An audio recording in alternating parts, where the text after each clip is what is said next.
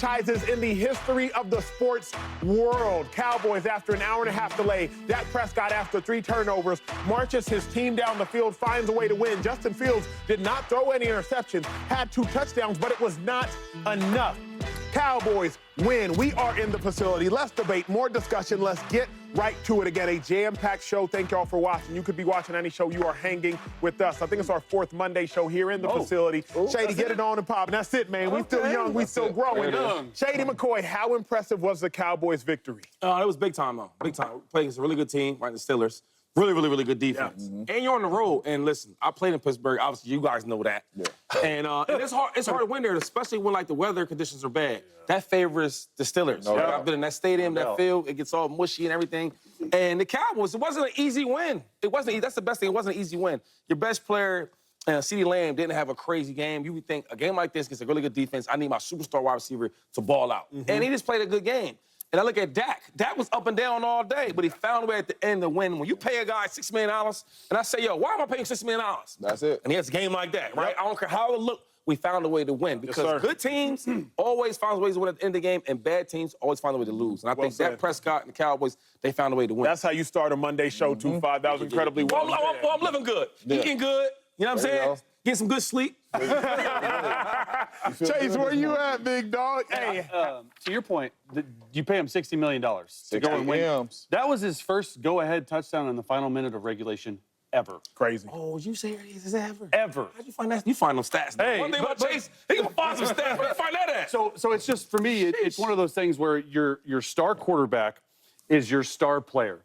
DeMarcus Lawrence, Micah Parsons, Brandon Cooks, all are out. Yeah. You're on the road, hostile environment, weather's bad, you got an hour-and-a-half delay, there's 16 hours of football, they're playing until 1 a.m. Eastern time, and you just somehow find a way to win. You go on a 15-play, 70-yard drive. But as a team, like for Dak, in that team and that offense, you have 3 turnovers, right? And they're 3 bad turnovers, right?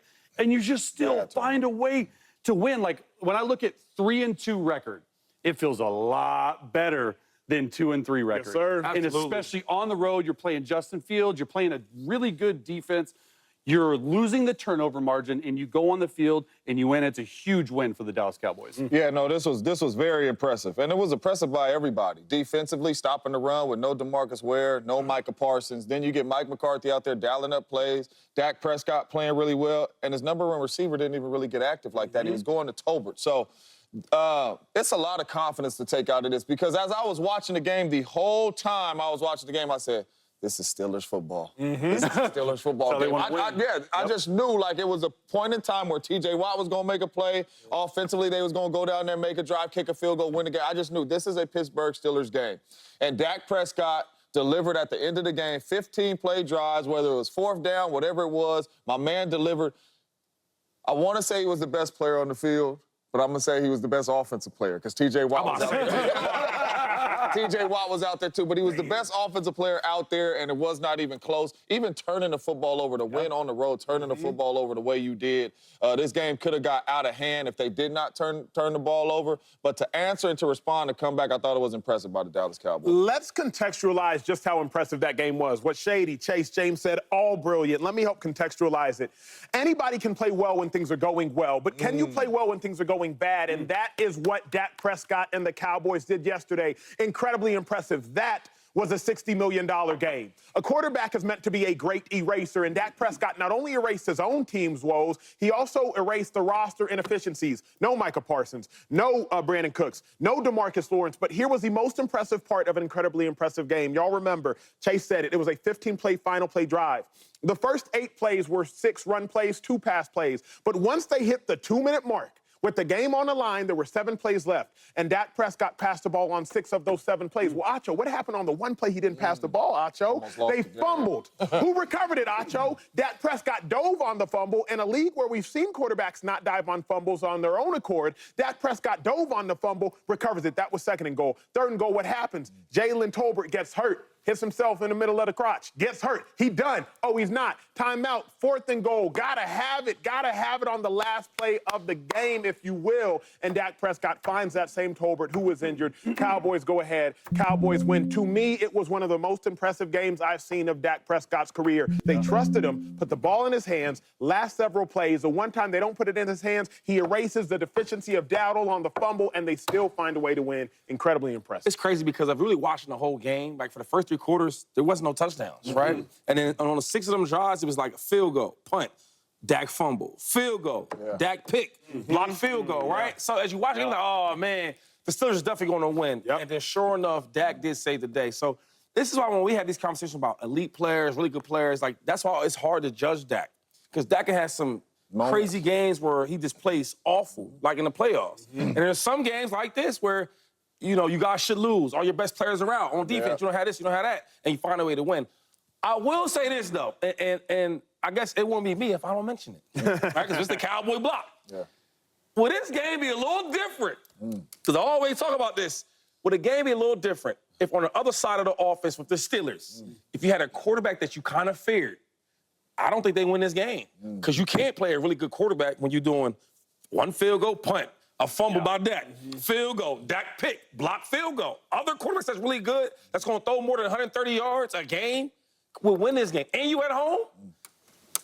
Yeah, I think Mike Zimmer, to your point, had a really good plan against the Steelers' offense because the Steelers wanted to run the football, and Justin Fields didn't play well, got knocked out of the game, came back, ended up leading a scoring drive.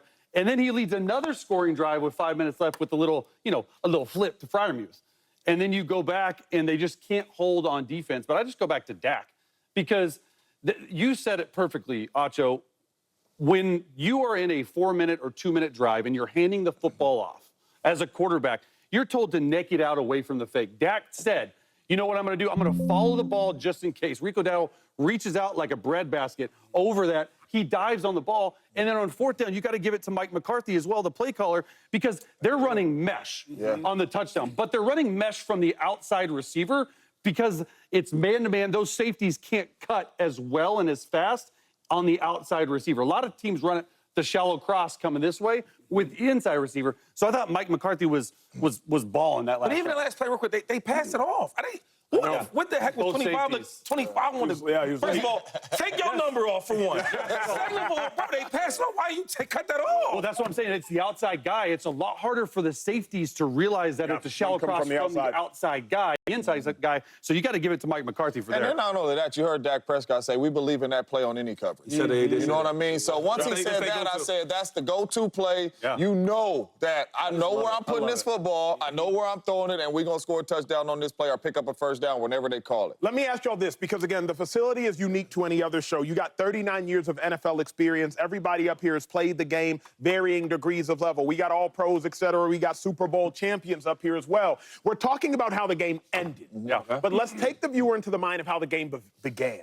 An hour and 25-minute delay. Oh, God. I'm sure that you have all sat in delays before. I'm sure y'all saw opinions on Twitter, but this isn't Twitter. This is real life with dudes that have played at a high level. Shady, let me come to you first. How hard is it, if you're the Cowboys, you're on the road, because I was thinking getting ready for this show, when there's a delay, you start thinking about dumb stuff. No doubt. Man, what time we getting back to Dallas, bro? Like, that's the stuff that goes through players' minds. Like, real. You texting the wife because she more than likely didn't travel to the game, or you texting a significant other, you texting your homeboy, you texting mom and pops, like, man, I don't know if I can take the kids to school tomorrow no more. Like, we're not getting back till 4 a.m. Like, these are the things that go through players' minds when there's an hour, 25-minute delay. Shady, if you have a story that you can share for the viewer, or if you just have context of, like, bro, it's hard to stay in it when it's delayed. I don't have any stories, but I have, like, experience. When I've played a couple of games where it was delayed, and I hate them because the stuff you talking about is real. Like, dang, we don't get back till 4 a.m. And I remember, like, we're not a quarterback where I feel like when quarterbacks want to warm up, they go back there, they do their little drops, and they throw it. We actually run it and getting hit.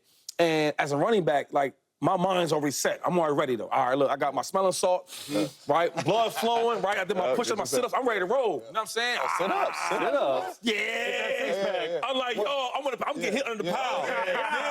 What's You know what I mean? What you mean? You said push-ups, sit-ups. And then you go out, you warm up, right? You do as a team, you sweating, you hot, and then you come back, and hold on, guys, 25-minute break. oh, guys, another 40 minutes. We like, yo. So now every time we sit for 10 minutes, right, we talk to the boys, this and that third, then we get warmed up. And now it's like you never get your mind fully focused because are we playing or aren't we playing? Hey, they saying it might be delayed. Hey, we might run it back Tuesday. Like, so many things going through your mind. So it's hard to really get ready for them games. And I hate them because I watch, even as a home team, right, where you're home, you got your family there and all that, now they text you more. Now they talk to you more. So I just hate the delayed games. As a quarterback, like, put into context, it's an 8:15 p.m. Eastern start. So you're in the hotel that day all day long. So you wake up, you have breakfast, you have one meeting. That's it, one meeting all day. Then you go, you might lay around, you might watch some football. Then you go have lunch, then you come back, then you lay around. You're not even leaving for the stadium until 4:30. And then you get to the stadium. Think about it from a quarterback's perspective. You've been studying these plays all week long. You just want to get out there and do it. And then you got to go back in. You got to wait. Your body's tight. You're not sure that the halftime